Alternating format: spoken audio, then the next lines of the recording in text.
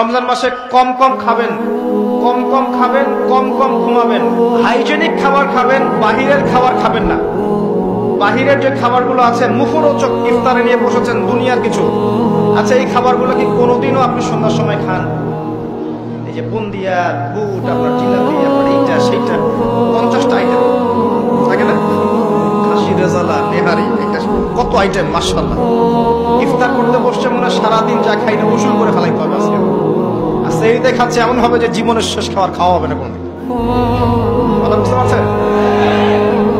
জীবনেও তো সন্ধ্যার সময় এগুলো খাই না, আমরা খাই এগুলো। যে যত বেশি খাবে সে তত অসুস্থ হয়ে যাবে। নর্মাল খাবার খান, সিম্পল নর্মাল খাবার খান, বাইরের খাবার অ্যাভয়েড করেন, এগুলো আপনাকে অসুস্থ করে ফেলছে। ম্যানুফ্যাকচার্ড খাবার বেশি খাইতে চায় না।